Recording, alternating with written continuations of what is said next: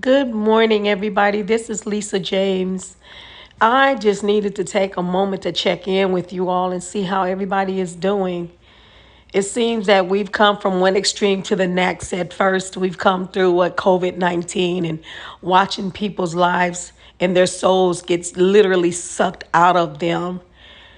Some of whom have been our own family members and those that are members of our communities and institutions, young and old. We've been watching it for quite some time now. We are also at a point right now where immediately as it looked like we were about to come out of a pandemic and possibly knit together so that we can begin to start healing in a land, that the police shootings against black people immediately started happening again. One of the things we know is a reality is that racism is a real thing.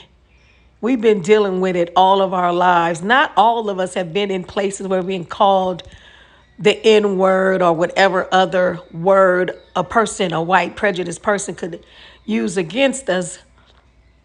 But we have witnessed it happening on things that we see on the news and on movies. The thing that I wanted to talk to you about today is ominous warnings and how we don't take heed to those warnings and how we end up getting where we get to. And then once we find ourselves in a place where we're not prepared for, we're looking to other people and other avenues that will help us understand where we are at and what we need to do.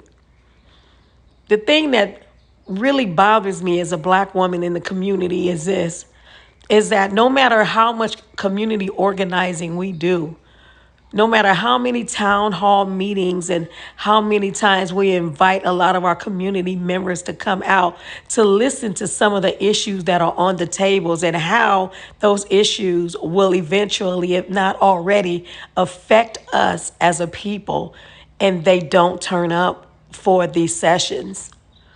We have these sessions because we spend our lives and the experiences that we have had to go through, which were negative most of the time, to get to this place so that we can understand exactly how we got here, what the attack upon our communities look like. And we're looking at the result. Uprising, looting, tearing up our own communities, snatching things out of stores that belong to people who have worked hard. Not all people who have businesses are fortunate. If you understand what it takes to build a business, there's so much more to it than that.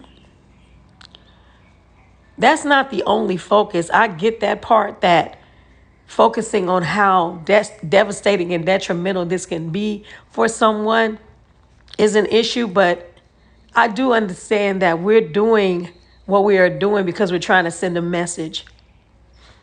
But if we understand the hearts of the people we're trying to send those messages to, the ones that are a part of the problem of innocent black people being shot dead in the streets, then something should register. What's going to come out of it? Who's going to care when they see us constantly burning and tearing up everything? Are they going to come in and say, okay, we're sorry, we'll fix it? Or are they come in and say, tear up one more thing and all y'all going to be laying in the streets dead? We have to be mindful of our actions moving forward. We have to know that God is still in control, and that if we are to step back long enough to hear what he is saying in this season and move according to that, then we'll get the results that the world would just be amazed to see. I know not everyone believes in the power of prayer, and some that pray don't always pray to the God that I say is the Father, Son, and the Holy Ghost.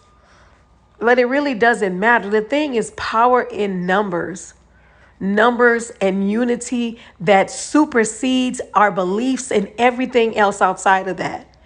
And how we as a people have the responsibility to shape the dynamic moving forward for not just us, but our children. Again, it's been so painful to sit and watch and to see how things are happening. But I also feel the adrenaline. I can't lie. I also feel the hurt and the pain and and being fed up. I understand. But I don't want to see my people dying in the streets. I don't want to see any more dead, amazing black people, black bodies in the streets. I want you to know that I'm praying for you.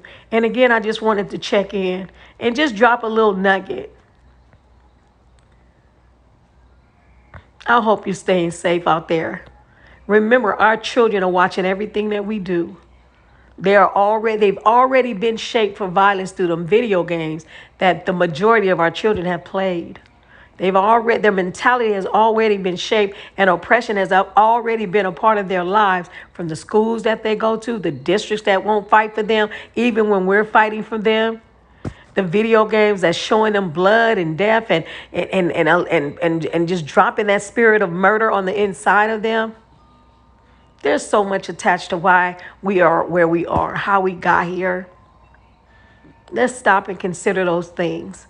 While you're on Facebook and you hear organizations getting involved in this movement, I mean, really in the movement, in a way where they're strategically trying to come up with solutions where we can protest peacefully and safely and get the results that we are looking for. They're out there. Tap into it and take your kids, because a lot of your kids are already out there running the streets, stealing and taking stuff anyway. That's reality. Rioting gives you some kind of this power, this false power, where you can go out and you don't even care about who's around you and begin to start running and looting. And I tell you, the world we living in today is not the same during the Rodney King riots. There's cameras on every single corner, in every shop, in every street, in every freeway, in every intersection. They are watching, and every face is recognized because of face recognition and how our kids are already attached to technology.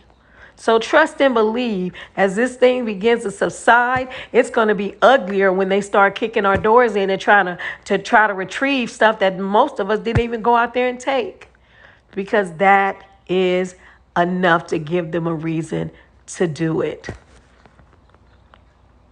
I pray that God bless you and you have an amazing day. Thanks for listening.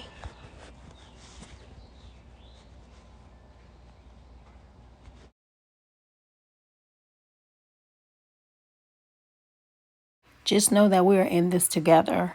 I hope that when we start having these conversations at the table that you will join us. There's nothing like unity. Together we can get through this. Don't forget to like.